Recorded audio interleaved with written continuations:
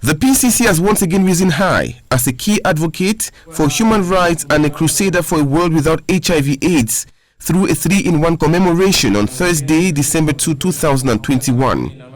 In an awareness walk from the Holy Hills through Buea town, down to the Buea Council area and back through the Buea main boulevard, staff of the Synod office, led by the moderator of the PCC, the Right Reverend Funky Samuel Foba, held up messages to raise awareness about 16 days of activism against gender-based violence, celebrate the 2021 edition of World AIDS Day, and observe the Thursdays in Black towards a world without rape and violence. The church stands for the holistic person, and so it is calling on all communities, all Christians and everyone to follow the church in order to give a place and a name to everyone, whether you are an HIV and AIDS carrier or a woman or a man. We should give people their due respect no matter their status, and give people their spaces in life, and also give people their names, because when Jesus came, he went to the downtrodden and gave everyone a name and everyone a place, and his love was equal to everyone, and that same love took him to the cross for everybody. And so if we are representing Christ, we also want our community to recognize that everyone has been created for a purpose in the image of God. Even if that person was created just to acquire the HIV and AIDS disease, that person still has a purpose and a reason why God brought the one into the world, because that one is in the image of God.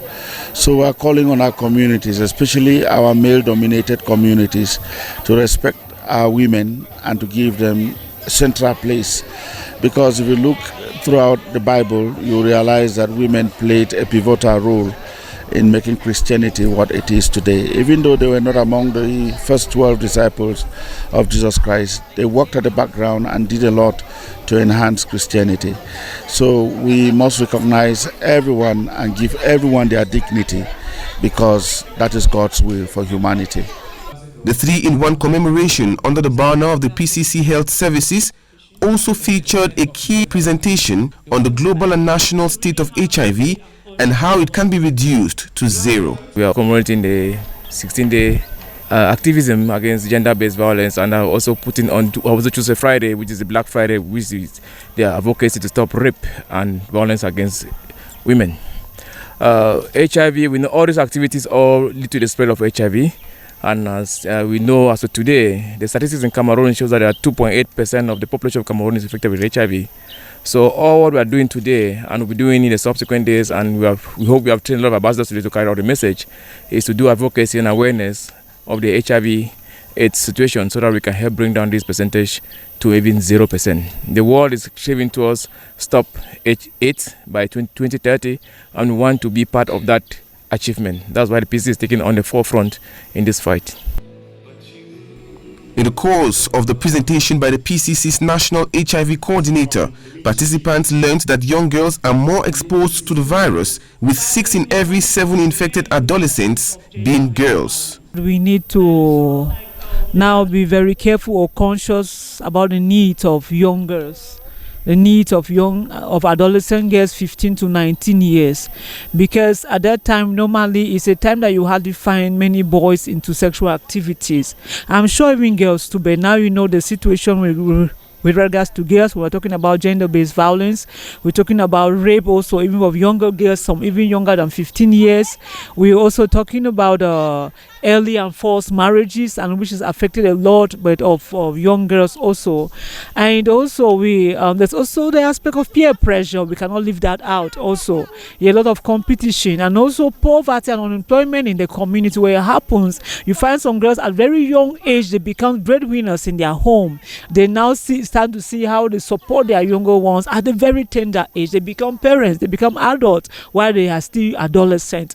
And so it's just a message to tell us that we need to be considerate about the needs of adolescent girls in particular, and make sure we have particular interventions tailored and meeting those needs to see how we can particularly reduce HIV, STIs and other ills among the population. Despite the worrying statistics, there is good news for all, especially infected persons who adhere to their treatment meticulously. Antiretroviral therapy is a treatment that persons living with HIV do take to make sure that HIV is under control. And following information given to us from UNS, from WHO, even our own government in Cameroon says that when you are HIV positive, immediately be put on treatment. Because when you take the antiretroviral treatment, it suppresses the viral load. It brings down the viral load to a point that we say is undetectable. And if you have reached that point, then transmission is almost impossible. So we always say, do not stigmatize persons living with HIV, because most of the time we know the ones who are living with HIV and are adhering to their treatment, yet we do stigmatize them. And whereas they are even safe. And we say HIV is not written on the face. And many persons who are living with HIV, and they don't even know that they are living with HIV. Some do know, but they don't accept and they are not taking treatment. So it makes it very challenging rather. And instead, they are the ones who are posing the risk to transmission. So the message is, it's good news for everyone living with HIV.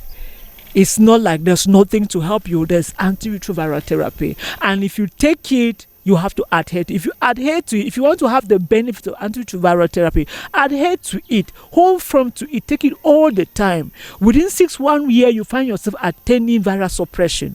And there's hardly going to be a time that you'll be sick because of HIV, because HIV is under control. Also present at the 3-in-1 event were partner organizations, all striving for a world with equal consideration and opportunities. Mrs. Stella Dobgima works for the Ministry of Women's Empowerment and the Family. She says men also suffer gender-based violence and must henceforth be taken into consideration as well. The activity that we are all commemorating today is celebrated globally, where all countries are involved to fight violence not only against women but against gender. And when we talk of gender, we talk of men and women. And most often than not, when we talk about violence against gender-based violence, most people think that the men are excluded. No, there are a lot of men who are going through a lot of violence, and we are doing a lot to make sure we get them involved. At the level of the Ministry of Women's Empowerment and the Family, there's a lot of sensitization that we are doing in the public.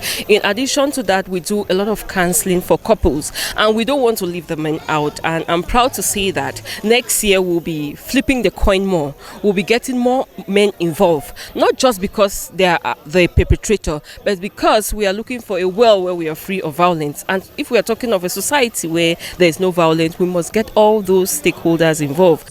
The colorful ceremony at the Synod Office Hall also featured keynote addresses, drama and hard talk, as well as music from the PCSS choir, amongst others.